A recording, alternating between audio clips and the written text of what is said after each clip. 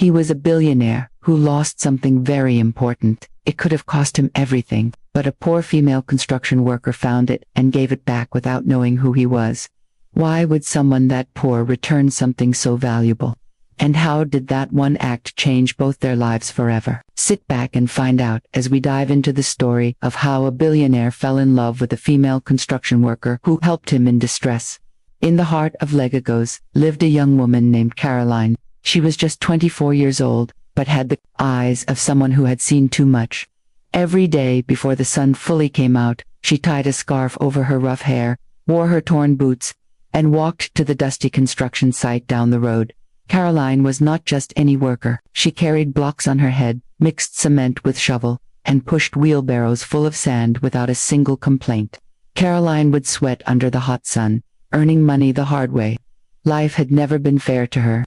When she was only 12, her parents passed away in a bus crash on their way home from the village. Nobody came to help. No relatives took them in. She was left alone with her two younger siblings, Daniel, who was just 8, and Blessing, who had only turned 6. From that moment, Caroline became their mother, their father, and their hope. She sold bread by the roadside at first, then she washed people's clothes.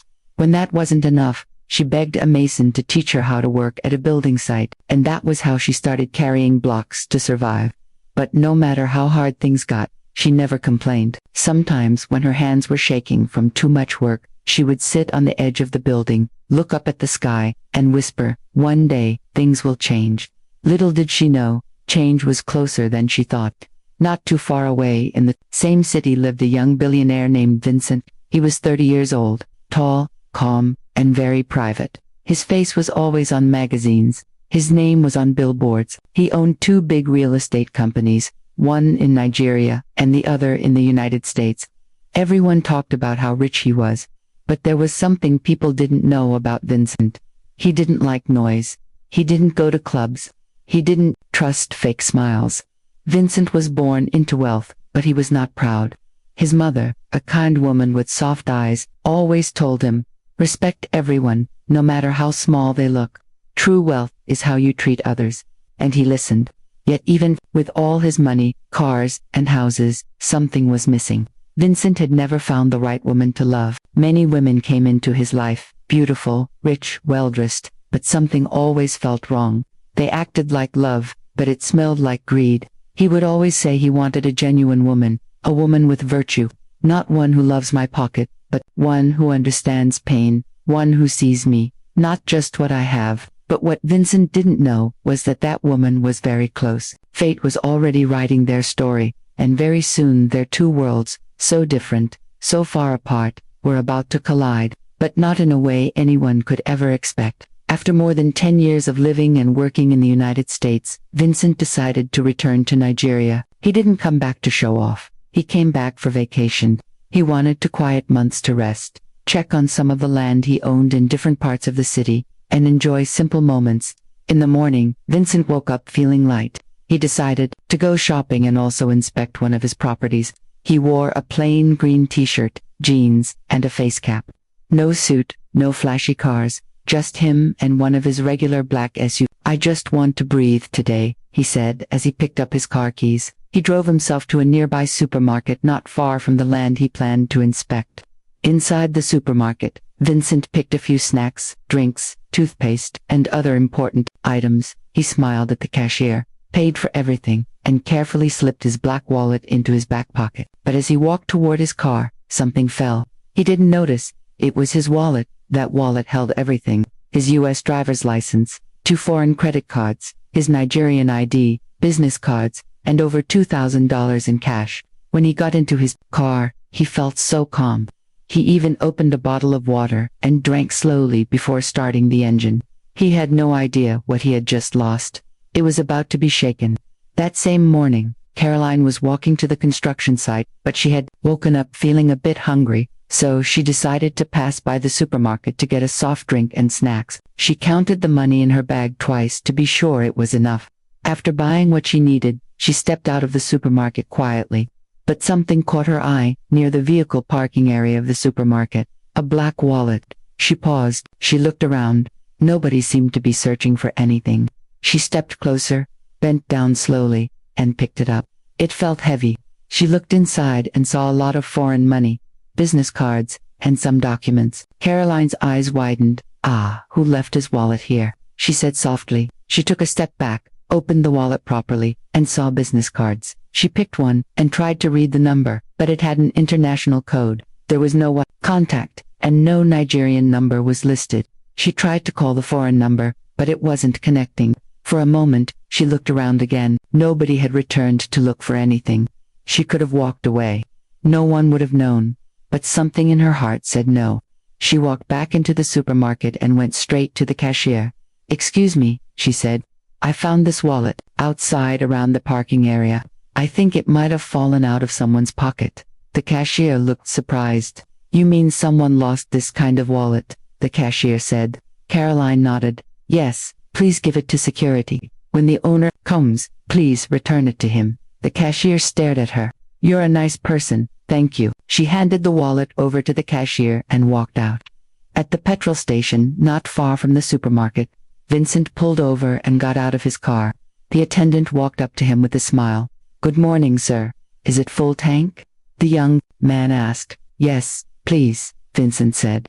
"Are you paying with debit card or cash?" the attendant asked. "Debit card," Vincent said. "So," the attendant continued, "if you're paying with a debit card, I'd prefer you make the payment first because we usually encounter network downtime sometimes."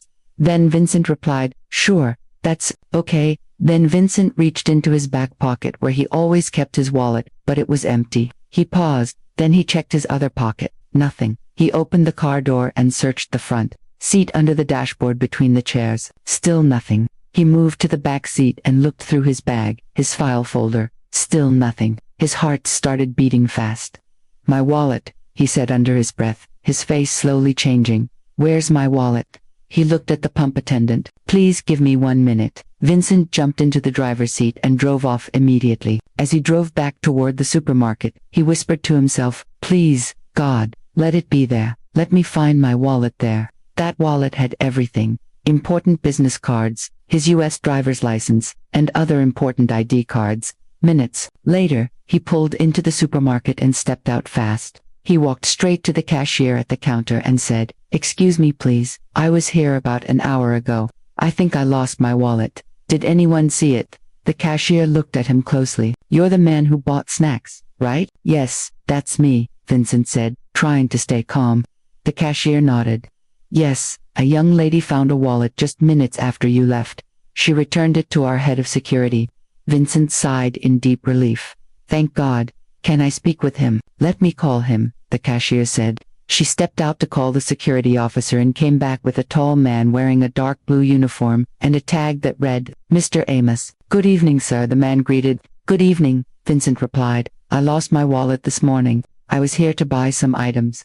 The cashier just told me someone found a wallet and gave it to you." The man nodded. "Yes, sir. A young lady dropped a wallet here not too long ago. But do you have proof that it belongs to you?" "Yes," Vincent said quickly. "My business cards are inside. My name is Vincent Benjamin. You will also see a passport photograph."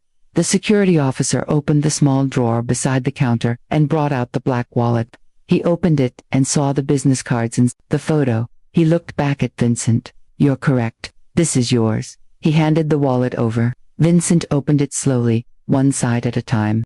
Everything was still there. The cash, the documents, the cards. Nothing was missing. He held the wallet tightly and turned to both of them. "Where is the lady, the one who returned this?" The cashier smiled. "She didn't say much. She only came to buy snacks and a soft drink. She saw the wallet outside and brought it in." Vincent blinked. "She didn't leave a number." "No, sir," the cashier replied. "She didn't even wait for a thank you." Vincent paused, then requested for a small piece of paper and pen. He wrote down his phone number carefully. He folded the paper and gave it to the cashier. "Please," he said, "if she ever comes back here, give her this. Tell her to call me." "Okay, sir." The cashier nodded. Vincent then reached into his wallet, pulled out some Naira notes, and handed them to both the cashier and the security guard. "Thank you," he said, "not just for keeping it safe, but for being part of something honest."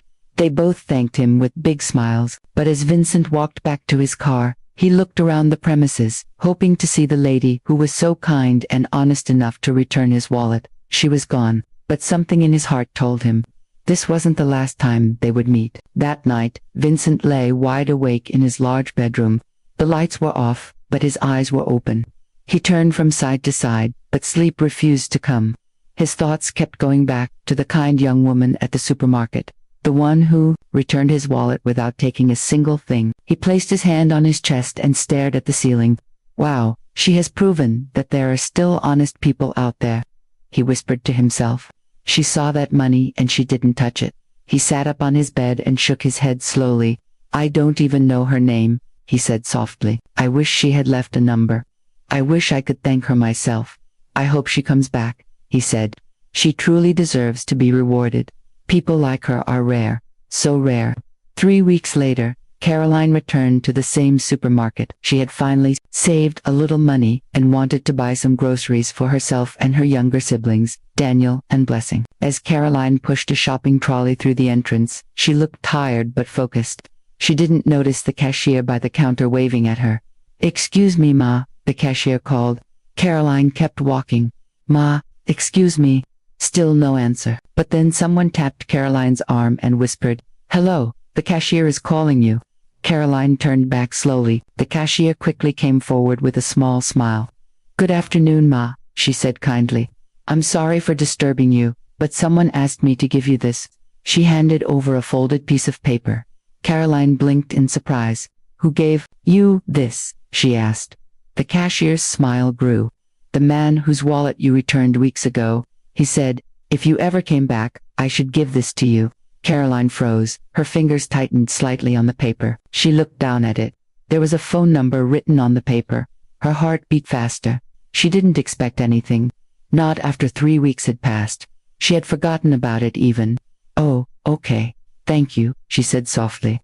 The cashier nodded. He seemed very serious about wanting to thank you, cashier said. Caroline folded the paper and held it in her hand as she continued shopping, but her mind was no longer fully in the store. She kept thinking about the paper and what it could mean. On her way home, she carefully put the paper inside her shopping bag. When she got back to their small apartment, she dropped the bag in the corner and went straight to the kitchen. Later, that evening, when Blessing, Caroline's younger sister, had unpacked the items Caroline bought from the supermarket and was cleaning the house, she gathered the used paper bags that Caroline had returned with from the supermarket and disposed of them in the waste bin outside the house. She had no idea that there was a phone number inside the paper bags, and by the time Caroline remembered, it was already too late. The next morning, Caroline woke up feeling light in her heart. Then her mind went back to the paper the cashier gave her, the one with Vincent's phone number. She smiled softly. Today, I'll call him. Later that day, when Caroline was ready to call him, she opened her handbag to search for the phone number. Then she paused. She suddenly remembered she had placed the piece of paper inside the shopping bag she brought back from the supermarket. She quickly called out, Blessing. Blessing answered from outside the house. When she came in, Caroline said, Please help me check for the paper bag I came back with yesterday. There's a small piece of paper inside. Blessing froze for a moment, then replied, Is it something important? Because I already threw it away yesterday. Caroline's eyes widened. Oh no. Without thinking, she ran out barefoot across the street, straight to the big green waste bin by the corner. She didn't care who was watching. She reached the bin, opened the lid, but it was empty, completely empty. The trash collector had already come. Caroline stood there, frozen. Her heart sank. She looked down at the empty bin and felt something tighten in her chest. Her hands dropped by her sides. Her legs felt weak. She slowly sat on the pavement beside the bin. She stared at the ground and whispered, God, why now? How could this happen? Tears rolled down her cheeks, quiet and steady. But after a few minutes, she wiped her face with the edge of her dress. She stood up and said softly to herself, If this is meant to be, it will still happen. She thought about going back to the supermarket to tell the cashier. Maybe ask for the number again, but just as she turned to go, she stopped. She didn't want to look desperate, so she took a deep breath and walked slowly back home. But deep inside her heart, something still hoped. 2 weeks passed. Life went on. Caroline went back to work at the construction site, waking up early, coming home late as usual. Then one Saturday morning, her neighbor knocked on the door. Caroline, the woman said. There's a free outreach at the local government secretariat. They're giving out food, books, and even free beverages. It's from one big real estate company. You should go with your siblings. I'll be there too. Caroline nodded. Let's go. When they got to the event, the place was full but peaceful. People stood in line. Volunteers gave out bottled water, beverages, and packs of rice. Caroline was given a small pack of rice and some tomato paste. As she turned to leave, something caught her eye. By the refreshment table, a lady was helping to serve juice. Her face looked familiar. Caroline looked again. It was the cashier from the supermarket. The lady looked up, squinted, then smiled brightly. Ah, you're the one who returned the wallet, right? Caroline smiled. Yes, ma, I'm the one, but I lost the number you gave me. The lady's smile grew wider. She leaned close and whispered, the man is here. He's the one sponsoring this whole event. Caroline's heart jumped. She froze. Her eyes slowly scanned the crowd. Was this the moment she had been waiting for? The cashier looked around for a moment, then gently pointed toward a black SUV parked quietly at the corner of the field. That's him, she said, smiling. He's the man sitting inside that SUV. Let me go and tell him you're here. Caroline's eyes widened. She quickly shook her head. No, please, there's no need for that, she said softly. I didn't come here for that. But the cashier had already turned and was walking towards the SUV with a wide smile on her face. Caroline stood there frozen. Her heart was beating fast. She felt her hands sweating. Just a few seconds later, she saw the cashier walk up to the car, bend slightly, and speak to the man inside, pointing toward Caroline. Then the man stepped out. It was Vincent. He looked toward where the cashier was pointing. Then his eyes met Caroline's. He walked toward her slowly, and when he reached her, he stopped and smiled gently. I finally met you, he said in a calm voice. Caroline smiled back shilly. Good afternoon, sir. What's your name? Vincent asked. I'm Caroline, she said, her voice soft but clear. Vincent nodded and smiled again, shaking his head slowly. You have no idea how long I've been trying to find you, he said.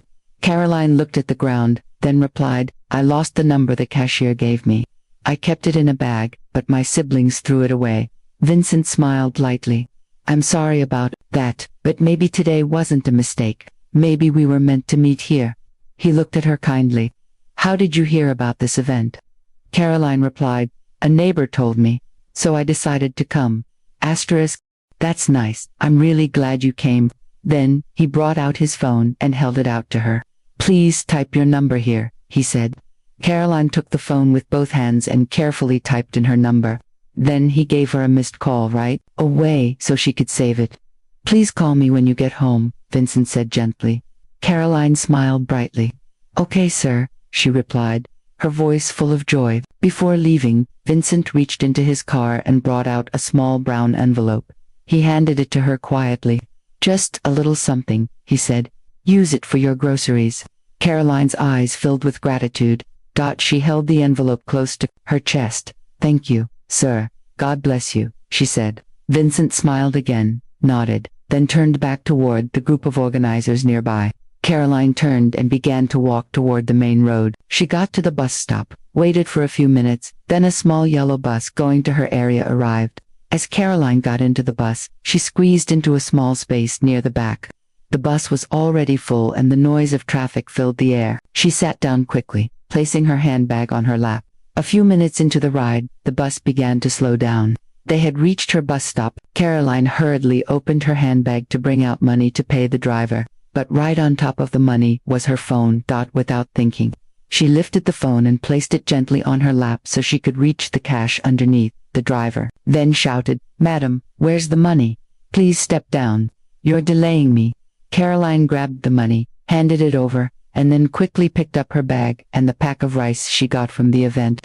In the pressure to get off before the bus moved again, she forgot the one thing she had placed on her lap, her phone. She stood up fast, stepped off the bus, and joined the crowd on the sidewalk. The bus door closed behind her, and the driver pulled away. Inside the moving bus, Caroline's phone quietly rolled from the seat to the floor unnoticed. She had no idea what she had just left behind, not yet. When she got home, she opened her bag to bring out her phone. She wanted to call Vincent and say thank you again, but the phone was gone. That was when she remembered the phone had been on her lap and she had stood up too quickly. Caroline sat on the floor. Her eyes were red, but she held back her tears.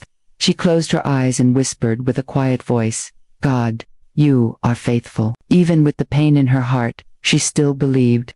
Later that night, Vincent sat in his living room. His heart was full of excitement. He smiled to himself as he remembered Caroline's quiet smile, her soft voice, and how her eyes lit up when he gave her the envelope. He wanted to hear her voice again. He picked up his phone and dialed the number she had typed in earlier, but it didn't ring. It went straight to a voice message. "This number is switched off." He paused. Then he tried again. Still off. Maybe her phone battery is low, he said to himself, or maybe she turned it off to rest. He waited for about 30 minutes and tried again. Still off. Vincent leaned back on the couch. A strange feeling began to sit in his chest. "Why is the phone still off?" he whispered. By the next morning, he was restless. He dressed up quietly, got into his car, and drove back to the same supermarket. When he got there, he walked straight to the cashier. "Good morning," he greeted. The lady looked up and smiled. "Good morning, sir. Please," Vincent said. "Do you by any chance know where that young lady lives? The one who returned my wallet? Caroline."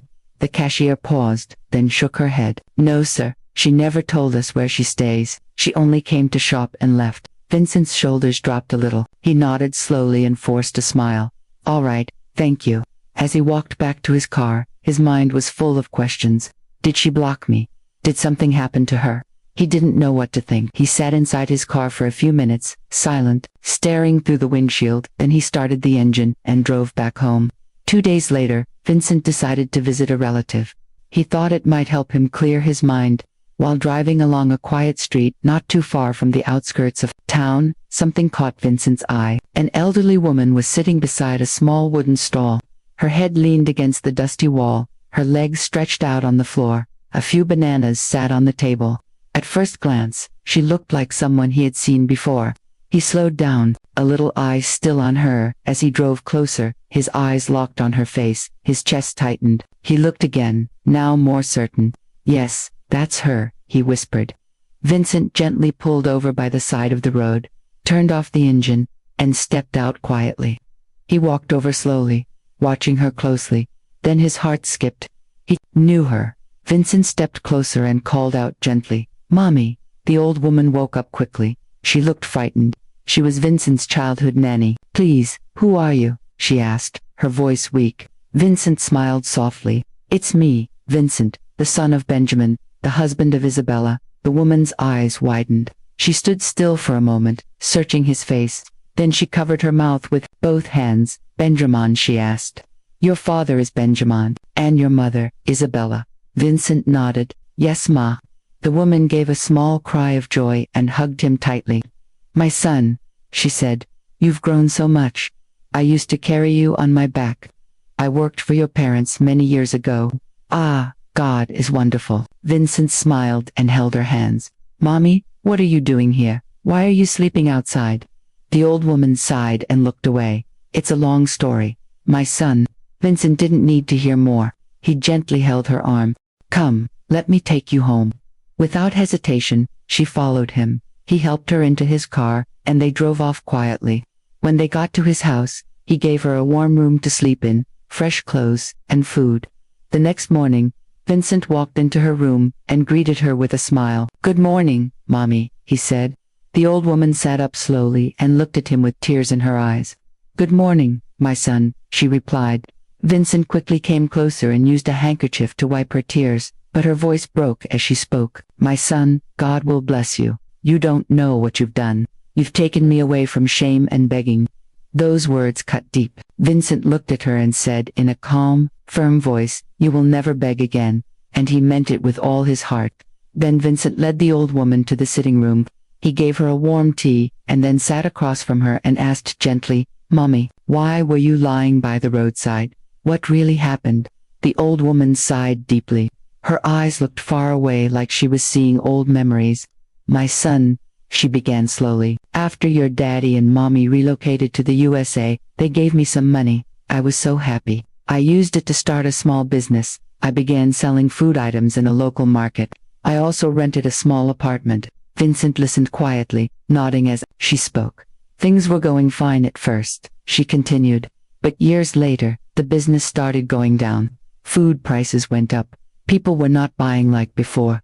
My goods began to spoil. Sometimes I stayed in the market the whole day without selling much. Her voice became weaker. One day, my landlord asked for rent. I begged him to give me time, but he refused. A few weeks later, he came with 2 men and threw my things outside. Vincent's eyes widened. He did what? The old woman nodded sadly. Yes, my son. I packed the little I had and moved into my small shop. That was the only roof I had left. I slept there every night. She paused. Her hands were shaking slightly.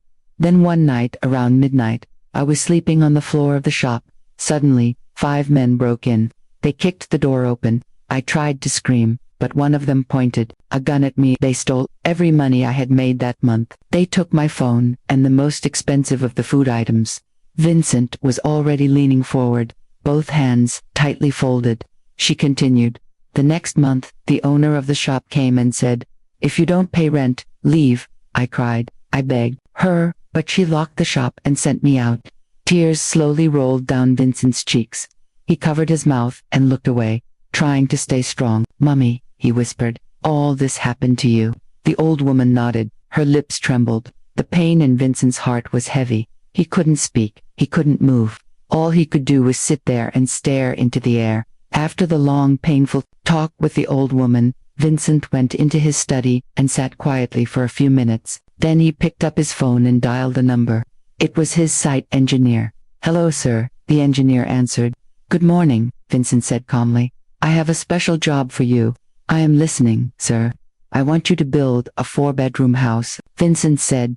"Make it simple but solid. It must be ready within 2 months." 2 months, the engineer repeated. "Yes," Vincent said. "It's for someone very special.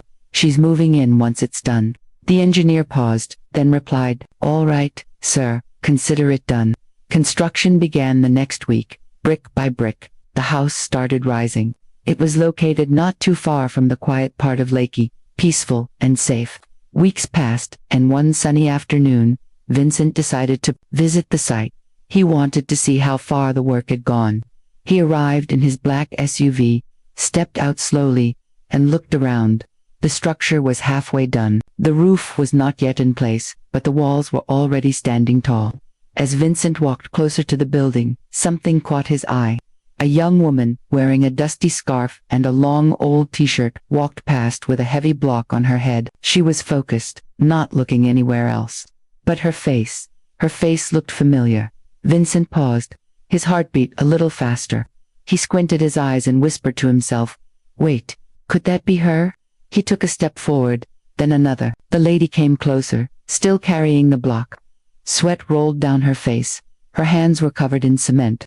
Vincent called softly, "Caroline." The lady froze. She turned slowly and her eyes met his. "Sir," she said, her voice almost breaking. "You again." They stood there, both surprised, both confused, both full of questions. Vincent took a step closer and looked her straight in the eyes. "You know," he began quietly, "the day I was told that a young lady found my wallet filled with foreign currency and returned it even when she had every chance to take it. I was stunned." Caroline said nothing. Her eyes stayed fixed on him. Vincent continued, "I planned a befitting reward for you. I even waited for your call. But now seeing you here carrying blocks under the hot sun, doing the kind of work only men do, and still knowing that you returned that wallet without touching the money." He paused, shaking his head slowly in disbelief. "It makes me even more intrigued." Then, in a calm but firm voice, he said, "Right now, I need you to drop that block and come with me." Caroline's fingers tightened around the block. She looked up at him, silent, unsure. What is the plan Vincent had prepared for her? And now that he has seen her true struggles, what will he do next? Will this very moment be the beginning of their love story? Stay tuned for the continuation of the story. Thank you so much for watching the story all the way to the end of part 1. If you loved this story and you want me to continue it, please drop a comment below saying continue the story. Also, don't forget to subscribe to this channel and turn on the notification bell so you'll be the first to know once the next part is uploaded. Thank you once again for watching, and I can't wait to see you in the continuation.